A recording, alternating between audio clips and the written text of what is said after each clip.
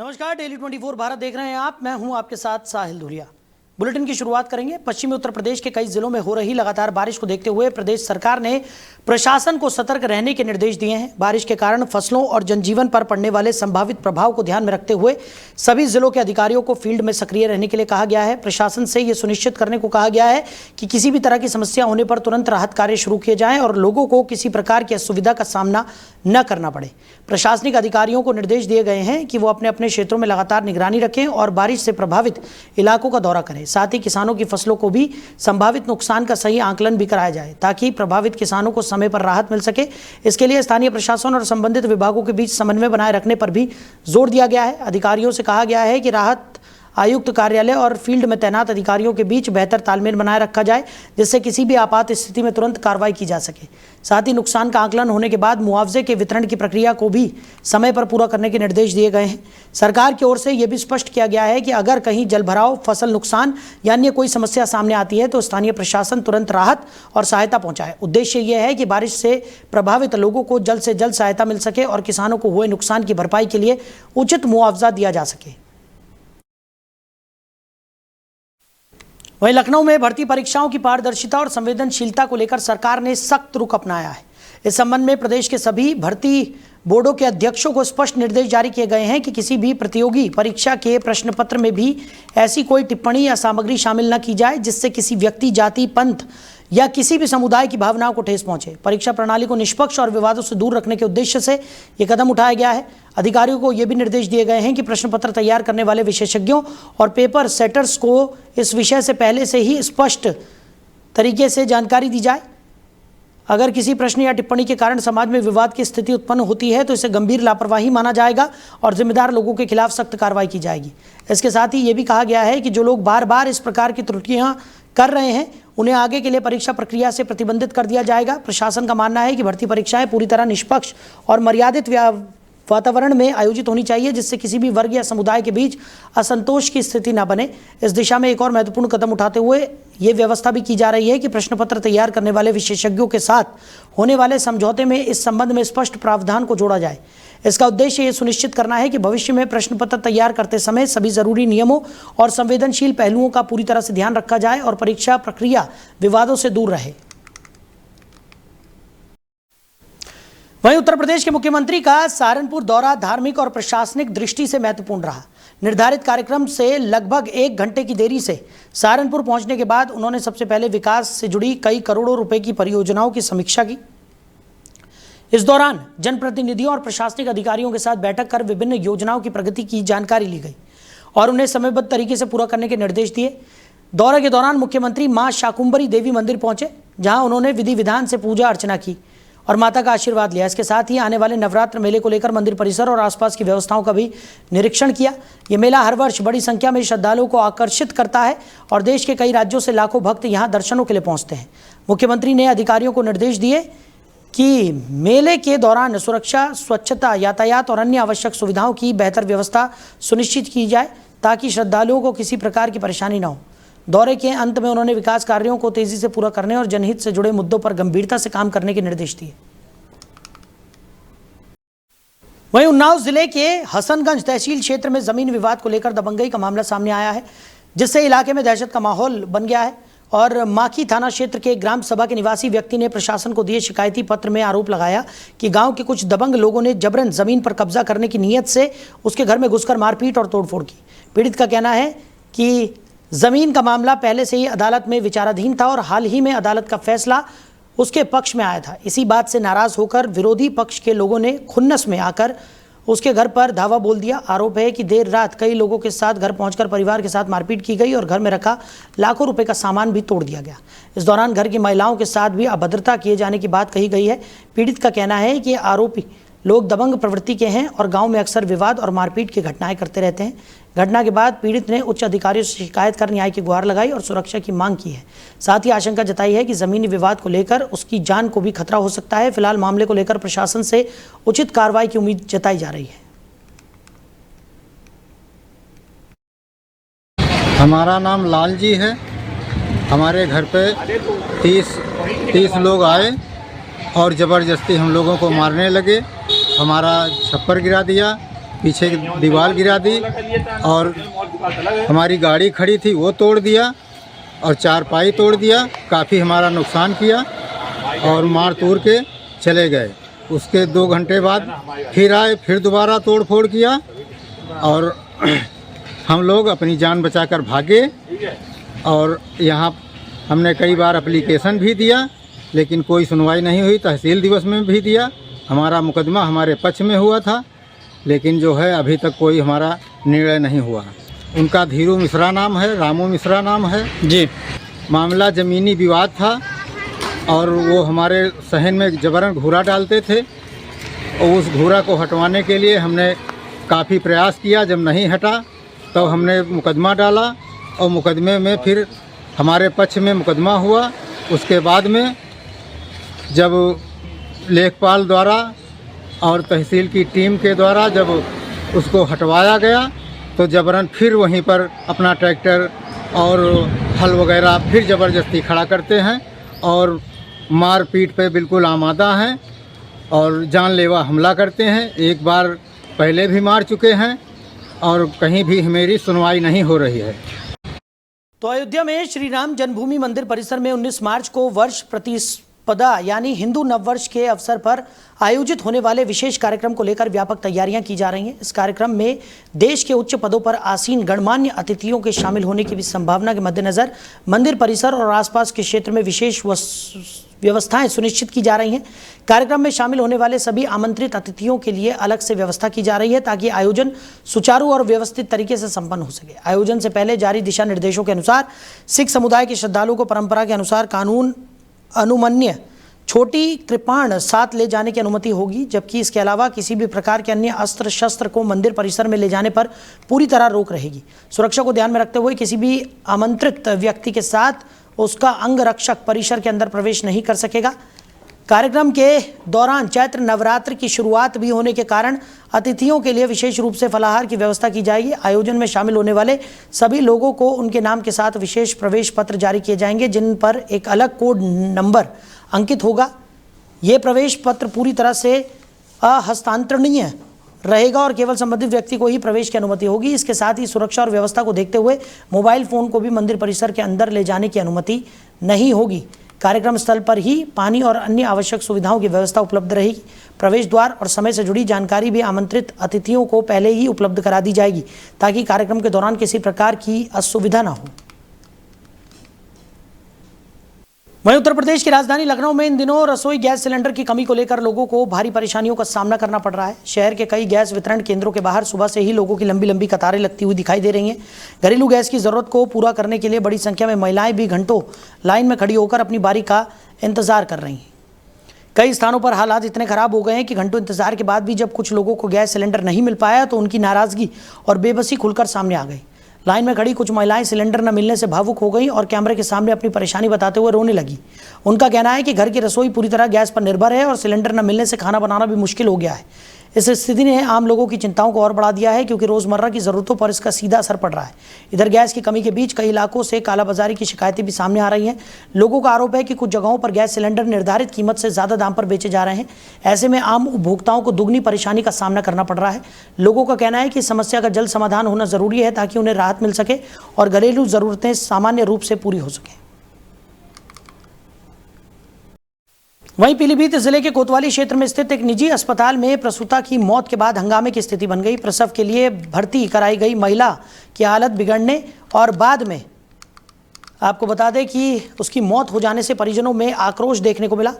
बताया गया कि प्रसव पीड़ा होने पर महिला को हाईवे किनारे स्थित एक निजी अस्पताल में भर्ती कराया गया था, जहां अस्पताल कर्मियों ने परिजनों को भरोसा दिलाया कि प्रसव पूरी तरह सुरक्षित तरीके से कराया जाएगा। स्टाफ के आश्वासन के बाद परिवार के लोग इलाज के लिए सहमत हो गए। रात के समय प्रसव के दौरान महिला ने एक छोटे बेटे को जन्म दिया, जिससे परिवार के कुछ समय में खुशी का माहौल बन गया। हालांकि प्रसव के थोड़ी देर बाद ही महिला की हालत अचानक बिगड़ने लगी। परिजनों का आरोप है कि अस्पताल स्टाफ स्थिति को संभालने में नाकाम रहा और जल्दबाजी में महिला को दूसरे अस्पताल के लिए रेफर कर दिया। एम्बुलेंस से ले जाते समय रास्ते में ही महिला ने दम तोड़ दिया।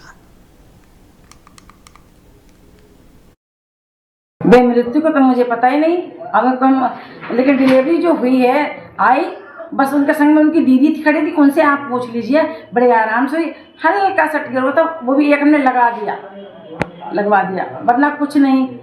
ठीक भाई। और सर्दी जुकाम से उनके घर वालों को ही पता, उनकी दीदी को पता कि कई दिन से उसे सर्दी जुकाम सांस फूल रही थी।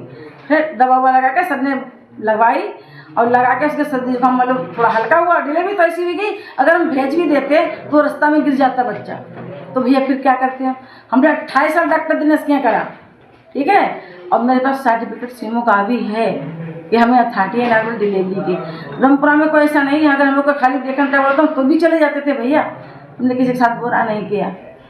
आप अगर किसी और से दिखा लो, आप दिखवा लो, कोई औरत अगर कह दे उन्हीं की ओर से दिखवा लो, हम भी दिखा देंगे। 4-6 को दिखा लें कि कहाँ टाँके, तो कुछ नहीं, एक टाँका हल्का सा। इन्हें लेंगे दवा, हमने कहीं दिखाया ले, उन्हें मैडम जी भेजती ही बच्चन के बारे में, खांसी के बारे में, तो जो गई दवा लेन, जब इन्हें जा कही दे, इन्हें कहीं भर्ती कर दो, बच्चा नॉर्मल हो जी, ऐसे भी जी, इन्हें कही तो हमने कही तो ऐसे ही तो भर्ती कर दो। इन्हें भर्ती करवा तो उनको उनने अपने जोर से दवा से जोर से पैदा करो मामा, बच्चा को शरीर उनको सब फटको, तो उसमें 8 टंका लगे हैं मामा, शरीर के अंदर 8 टंका अपने आप इन्हें लगाए।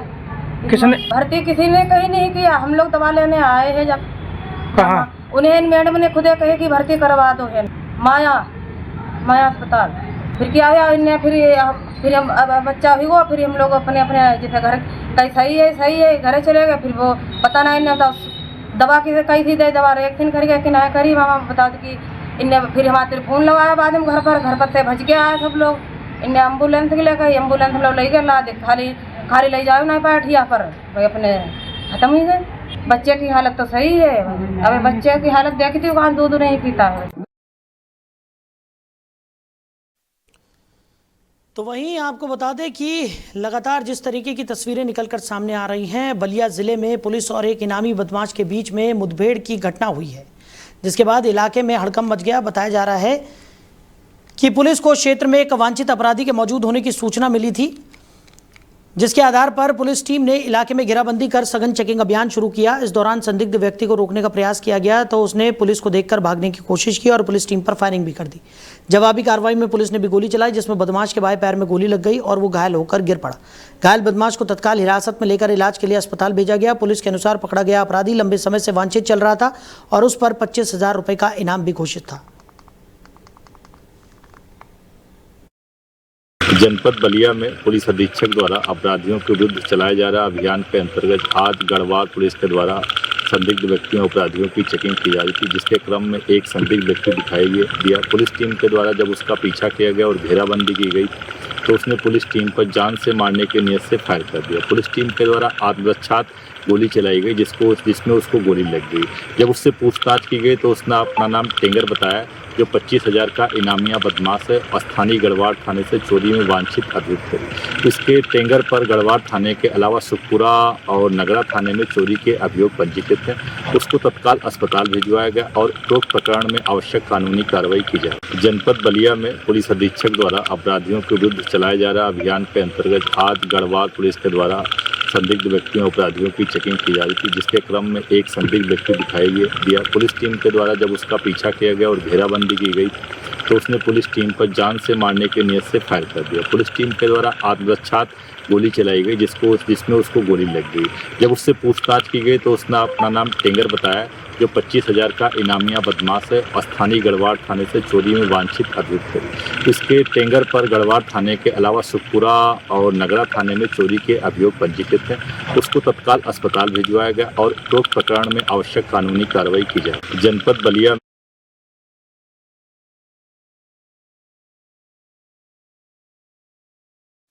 वहीं बदायूं जिले में एक दर्दनाक सड़क हादसे में बाइक सवार 2 लोगों की मौत हो गई, जबकि एक अन्य व्यक्ति गंभीर रूप से घायल हो गया। बताया जा रहा है कि तेज रफ्तार अज्ञात वाहन ने बाइक को जोरदार टक्कर मार दी, जिससे बाइक सवार लोग सड़क पर गिरकर गंभीर रूप से घायल हो गए। टक्कर इतनी भीषण थी कि मौके पर ही मां और बेटे की मौत हो गई, जबकि तीसरा व्यक्ति गंभीर रूप से घायल हो गया। इस हादसे के बाद परिवार में मातम छा गया और इलाके में शोक का माहौल बन गया। घटना की सूचना मिलते ही पुलिस मौके पर पहुंची और स्थिति का जायजा लिया। घायल व्यक्ति को तुरंत इलाज के लिए अस्पताल भिजवाया गया, जबकि मृतक के शव को कब्जे में लेकर पोस्टमार्टम के लिए भिजवा दिया गया। पुलिस लगातार मामले की जांच पड़ताल में जुटी हुई है।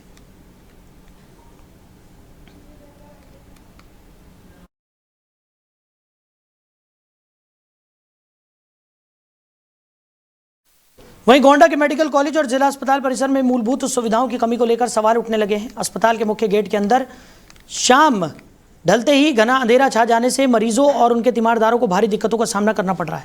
बताया जा रहा है कि परिसर में पर्याप्त रोशनी की व्यवस्था न होने के कारण रात के समय आवारा कुत्ते और अन्य जानवर खुलेआम घूमते नजर आते हैं। इस तरह के कई वीडियो सोशल मीडिया पर भी सामने आए हैं, जिनमें अस्पताल परिसर में अंधेरा और आवारा जानवरों की मौजूदगी साफ देखी जा सकती है। अस्पताल में इलाज के लिए दूर दराज से आने वाले मरीजों और उनके परिजनों को रात के समय अंधेरे में ही रास्ता तलाशना पड़ता है। विशेष रूप से बुजुर्गों, महिलाओं और बच्चों के लिए ये स्थिति काफ़ी जोखिम भरी बन जाती है, क्योंकि अंधेरे के कारण गिरने या किसी दुर्घटना का खतरा लगातार बना हुआ नजर आता है।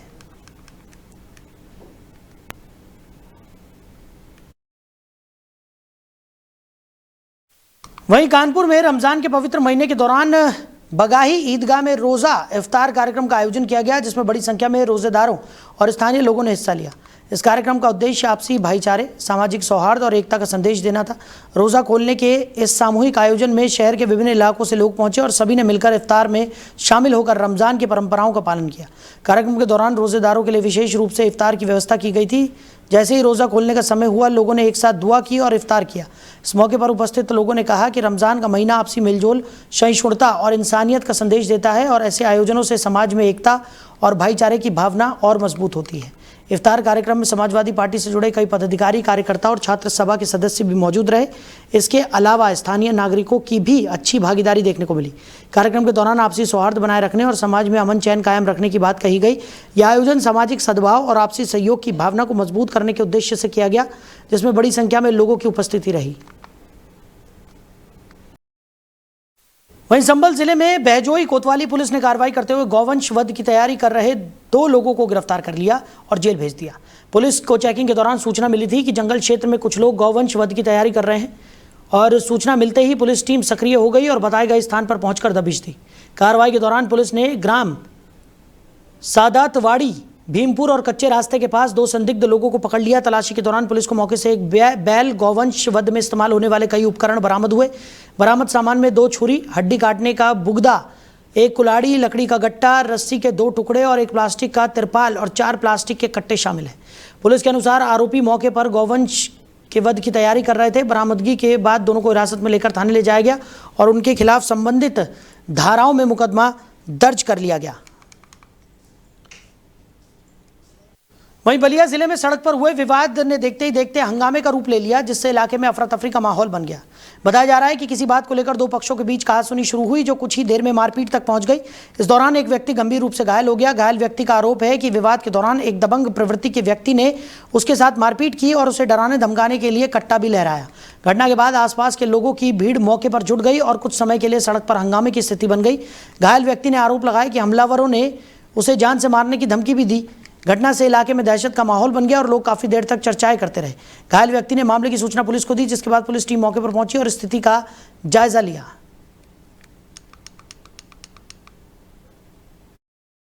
मैं बलिया से आया, चाय के दुकान पर बैठकर चाय पी रहा था। कृष्ण कुमार नाम है उनका। वो गाली देते हुए आकर के हमको उठा करके पटक दिए। हमारा सर फट गया। हम लड़के को बोले कि बेटा आइए, हमारा सर फट गया है। तो लड़का आया, हमको थाने पर ले जा रहा था। उसी समय उसके पास घर का दरवाज़ा है, वहाँ तीनों भाई निकाल करके पट्टा से हम लोगों को बहुत मारे और कांटा लहराते हुए कहीं जान से मार देंगे।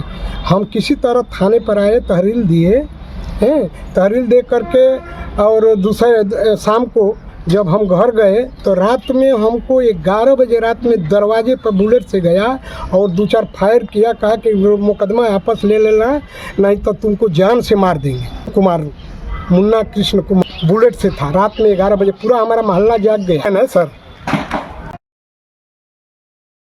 वहीं बलिया जिले में जिला महिला चिकित्सालय के पास स्थित एक निजी अस्पताल में प्रसव के दौरान मां और उसके 2 नवजात बच्चों की मौत का मामला सामने आने के बाद इलाके में हड़कंप मच गया। बताया जा रहा है कि अस्पताल में भर्ती कराई गई गर्भवती महिला की डिलीवरी के दौरान हालत बिगड़ गई, जिसके बाद कुछ ही समय में महिला और उसके जुड़वा नवजात बच्चों की मौत हो गई। परिजनों का आरोप है कि अस्पताल में मौजूद स्टाफ और डॉक्टरों की लापरवाही के कारण ये दर्दनाक घटना हुई।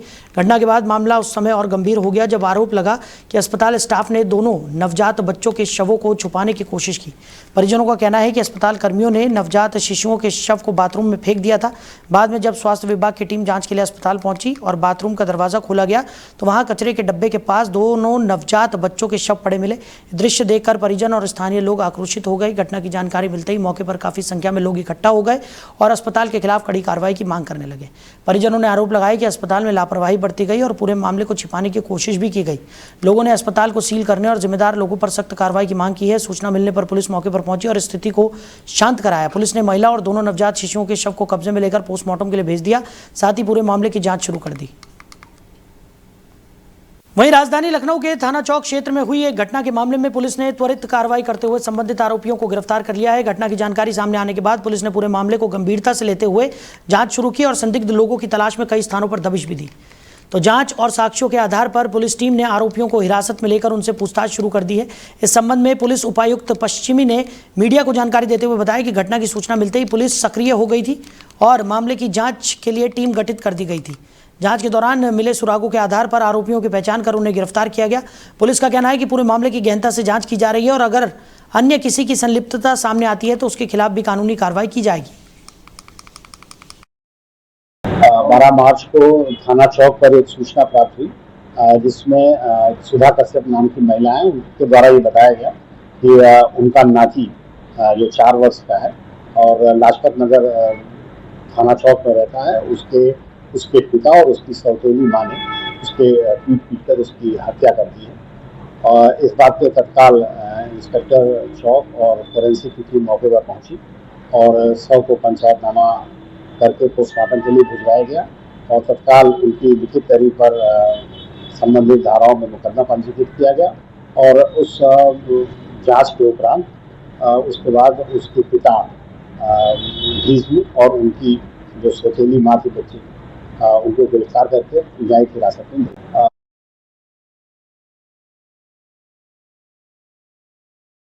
वहीं उत्तर प्रदेश में उप निरीक्षक भर्ती परीक्षा का आयोजन शुरू हो गया है, जिसमें प्रदेश भर से बड़ी संख्या में अभ्यर्थी शामिल हो रहे हैं। इस भर्ती परीक्षा के लिए करीब 15 लाख से ज़्यादा अभ्यर्थियों ने आवेदन किया है। परीक्षा को शांतिपूर्ण और पारदर्शी तरीके से संपन्न कराने के लिए प्रशासन की ओर से व्यापक तैयारियां की गई हैं। अमेठी जिले में भी इस परीक्षा को लेकर विशेष व्यवस्थाएं की गई हैं, जहां लगभग 3600 अभ्यर्थियों के लिए 10 परीक्षा केंद्र निर्धारित किए गए हैं। ये परीक्षा 2 दिनों में 4 अलग अलग पालियों में आयोजित की जा रही है, ताकि सभी अभ्यर्थियों को व्यवस्थित तरीके से परीक्षा देने का अवसर मिल सके। प्रत्येक परीक्षा केंद्र पर निगरानी और व्यवस्था बनाए रखने के लिए अलग अलग सेक्टर मजिस्ट्रेट तैनात किए गए हैं। इसके अलावा पूरे जिले में परीक्षा की निगरानी के लिए वरिष्ठ अधिकारियों को भी जिम्मेदारी सौंपी गई है। परीक्षा को लेकर सुरक्षा व्यवस्था को भी बेहद सख्त रखा गया है। सभी अभ्यर्थियों को परीक्षा शुरू होने से करीब 2 घंटे पहले ही परीक्षा केंद्र पर पहुंचने की अनुमति दी गई है, ताकि प्रवेश के समय उनकी अच्छी तरह से जांच की जा सके। साथ ही ये भी निर्देश दिए गए हैं कि कोई भी अभ्यर्थी धातु से बने आभूषण, गहने या प्रतिबंधित वस्तुएं पहनकर परीक्षा केंद्र के अंदर प्रवेश नहीं कर सकेगा। तो अम्बेडकर नगर जिले के आलापुर क्षेत्र में देर रात हुए एक दर्दनाक सड़क हादसे में 2 युवकों की जान चली गई, जिससे पूरे इलाके में शोक और मातम का माहौल बन गया। यह हादसा राजे सुल्तानपुर थाना क्षेत्र के सिरसिया ओजा नगर के पास हुआ, जहां मोटरसाइकिल से जा रहे 2 युवकों को पीछे से आ रहे एक तेज रफ्तार 4 पहिया वाहन ने जोरदार टक्कर मार दी। टक्कर इतनी भीषण थी कि बाइक सवार दोनों युवक सड़क किनारे दूर जा गिरे और गंभीर रूप से घायल हो गए। देखिए, घटना की सूचना मिलते ही पुलिस और डायल 112 की टीम मौके पर पहुंची और घायलों को तुरंत एम्बुलेंस की मदद से अस्पताल भिजवाया गया। ये देखिए, थाना राजे सुल्तानपुर में कल रात्रि में लगभग 8:15 साढ़े 8 बजे के आसपास ये सूचना प्राप्त हुई थी कि 2 व्यक्ति जो है कि घायल अवस्था में गिरे पड़े हैं। मोटरसाइकिल बगल में है। पीआरबी को ये सूचना, थोड़ी दूर खड़ी पीआरबी को ये सूचना किसी व्यक्ति ने दी थी। पीआरबी ने तत्काल थाना प्रभारी को सूचना दिया और स्वयं मौके पर पहुंची। एक गाड़ी से पीआरबी लेकर अस्पताल के लिए गई और एक गाड़ी से थाना प्रभारी लेकर गए और उनको जो है कि बाद में जो है कि वहाँ पर डॉक्टरों ने मृत घोषित कर दिया। उसके बाद जो है कि उनको जो है कि पोस्टमार्टम के लिए जिला अस्पताल भेजा गया है। आज ये जानकारी हुई कि उनके परिजनों और कुछ ग्रामीणों ने जो है कि यहाँ पर राजे सुल्तानपुर कस्बे के चौराहे पर जो है कि जाम लगा दिया था। इस सूचना पर मैं भी आया मौके पर, उनसे बातचीत की गई। परिवार थाने पर मौजूद हैं, उनको निष्पक्ष कार्रवाई का भरोसा दिया गया है। इसके बाद वहीं ललितपुर से टीकमगढ़ रेल लाइन पर उस समय हड़कंप मच गया जब खजुराहो की ओर जा रही महामना ट्रेन के कोच से अचानक धुआं उठता दिखाई दिया। ट्रेन के D4 कोच से धुआं निकलते ही यात्रियों में घबराहट फैल गई और कुछ समय के लिए अफरा तफरी की स्थिति बन गई। यात्रियों ने तुरंत इसकी जानकारी ट्रेन स्टाफ को दी, जिसके बाद रेलवे कर्मचारियों ने सतर्कता दिखाते हुए ट्रेन को नजदीकी स्टेशन के पास रोकने का निर्णय लिया। बताया जा रहा है कि ट्रेन को टीकमगढ़ रेल लाइन पर स्थित उदयपुरा रेलवे स्टेशन के पास रोका गया। ट्रेन रुकते ही रेलवे स्टाफ और कर्मचारियों ने संबंधित कोच की जाँच शुरू कर दी। इस दौरान कोच में मौजूद यात्रियों को भी सतर्क रहने के लिए कहा गया और स्थिति पर लगातार नजर रखी गई। तो उत्तर प्रदेश के बांदा जिले के देहात कोतवाली क्षेत्र अंतर्गत ग्राम पंचायत महोखर में शनिवार को एक दर्दनाक सड़क हादसा सामने आया, जिसने पूरे इलाके को झकझोर कर रख दिया। अंध विद्यालय के पास मिट्टी से भरे तेज रफ्तार ट्रक ने स्कूल से साइकिल पर घर लौट रहे 2 छात्रों को जोरदार टक्कर मार दी। हादसा इतना भीषण था कि एक छात्र की मौके पर ही दर्दनाक मौत हो गई, जबकि दूसरा छात्र गंभीर रूप से घायल हो गया। बताया जा रहा है कि दोनों छात्र रोज की तरह स्कूल से पढ़ाई पूरी कर साइकिल से घर लौट रहे थे। जैसे ही वो माहोखर स्थित अंध विद्यालय के पास पहुंचे, पीछे से तेज गति से आ रहे ट्रक ने उन्हें अपनी चपेट में ले लिया। टक्कर इतनी जोरदार थी कि एक छात्र ने घटनास्थल पर ही दम तोड़ दिया, जबकि दूसरा घायल हो गया, जिसे तुरंत इलाज के लिए अस्पताल भेजा गया। यहाँ पे जो है एक बच्चे का एक्सीडेंट हो गया है। तेज रफ्तार ट्रक ने उसको कुचल दिया है। स्कूल से वापस आ रहा था, छात्र था वो। बजरंग विद्यालय है बांदा में, वहीं पढ़ता था। 9वीं का शायद छात्र होगा, क्योंकि उम्र ज़्यादा थी नहीं, 14 या 15 साल का लड़का था। वो साइकिल में था, 2 बच्चे थे, एक पीछे बैठा था, बड़ा वाला चला रहा था, उसका छोटा भाई हो या फिर कोई दोस्त हो पीछे बैठा था। अच्छा। तो ओवरटेक किया इस ट्रक वाले ने। ओवरटेक किया है तो वो जो है इस ट्रक वाले की तरफ जैसे ही उसने काटा है तो इसने उधर को काट दिया है, बच्चे की तरफ। अच्छा अच्छा अच्छा। काट के फिर गाड़ी सीधी की, तब तक उसकी जो है टक्कर लग गई है साइकिल में। पीछे वाला बच्चा उस साइड को गिरा है और ये जो घटना हुई है इस बच्चे के साथ, ये ट्रक के नीचे आ गया। अच्छा जी, घसीटते हुए करीब वही 30 से 40 फीट आगे ले गए। परिजनों के सबसे पहली बात तो परिजनों के आने के पहले पुलिस ने जो है लाश टेम्पो में रखवा के, एम्बुलेंस भी नहीं बुलाई, टेम्पो में रखवा के जो है भिजवा दिया है। परिजन आए हैं, थोड़ा बहुत वो अपना रोए धोए हैं, इसके बाद उनको जो है बुला कर ले गए हैं। पता नहीं आगे क्या हो।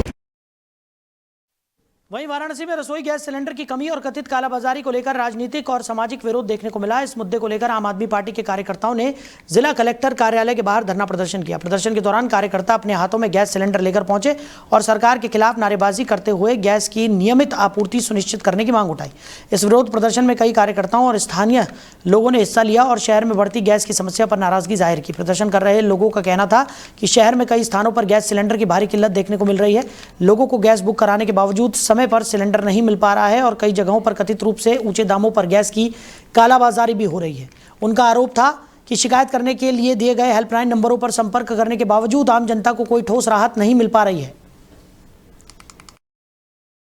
मेरा नाम पल्लवी वर्मा है। मैं रोहनिया से पूर्व प्रत्याशी आम आदमी पार्टी रह चुकी हूँ और अभी वर्तमान में चंदौली की जिला प्रभारी हूँ। ये हमारा आज प्रोटेस्ट चल रहा है सिलेंडर को लेकर के, जो जिस तरीके से पूरे देश में त्राही त्राही मची हुई है सिलेंडर की बुकिंग को, सिलेंडर को देखते हुए उसको लेकर के हम आज यहाँ प्रोटेस्ट कर रहे हैं, क्योंकि बुकिंग हो नहीं रही है। सिलेंडर ब्लैक में बिक रहे हैं, 1800 से लेकर के 3000 रुपये तक सिलेंडर ब्लैक में बिक रहे हैं। तो ये आपदा में अवसर का फिर से इन्होंने लाभ उठाना प्रारंभ कर दिया है। बुकिंग नहीं हो रही है, उन्होंने हेल्पलाइन नंबर ज़रूर जारी किया होगा, लेकिन उसमें बुकिंग हो नहीं पा रही है, क्योंकि फ़ोन ऑलरेडी इतना बिजी चल रहा है और हमारे जिला अधिकारी या हमारे सीएम साहब या जो भी कोई है XYZ सभी कह रहे हैं कि आप सिलेंडर की किल्लत नहीं है। तो अगर सिलेंडर की किल्लत नहीं है तो फिर ये त्राही त्राही क्यों मची हुई है, क्यों जनता परेशान है? बिल्कुल रोज़गार पे भी बुरा असर पड़ा है और इसके साथ साथ कि हम भी तो इंसान ही हैं, हमें भी तो 2 वक्त की रोटी चाहिए, अपने बच्चों को स्कूल भेजना है, हस्बैंड को ऑफिस भेजना है, सास ससुर को देखना। वहीं कानपुर में दिल्ली कानपुर हाईवे पर एक भीषण सड़क हादसा हो गया, जिससे इलाके में अफरा तफरी का माहौल बन गया। बताया जा रहा है कि तेज रफ्तार बस अचानक अनियंत्रित होकर आगे चल रहे ट्रक से जा टकराई। टक्कर इतनी जोरदार थी कि बस का अगला हिस्सा बुरी तरह से क्षतिग्रस्त हो गया। इस हादसे में बस चालक की मौके पर ही मौत हो गई, जबकि बस में सवार करीब 30 से 40 यात्री घायल हो गए। हादसे के बाद बस के अंदर फंसे यात्रियों में चीख पुकार मच गई। मौके पर मौजूद लोगों और बस स्टाफ ने तुरंत बस का इमरजेंसी दरवाजा खोलकर यात्रियों को बमुश्किल बाहर निकाला। कई यात्री घायल अवस्था में सड़क किनारे बैठे दिखाई दिए। थाना क्षेत्र पंकी में इंडस्ट्रियल एरिया चौकी अंतर्गत एक एक्सीडेंट होता है, जिसमें एक बस जो कि नासिक से आ रही थी, ये खड़े ट्रक से टकरा जाती है, जिसमें एक व्यक्ति की मृत्यु हो जाती है। तत्काल वहाँ पुलिस मौके पर पहुँचती है। जो अन्य घायल उसमें यात्री थे उनको वहाँ से निकाला जाता है और उपचार हेतु इनको रेफर किया जाता है। यहाँ पर हॉस्पिटल में अभी जो घायल यात्री है उनका इलाज चल रहा है। मौके पर शांति व्यवस्था बनी है। थाना क्षेत्र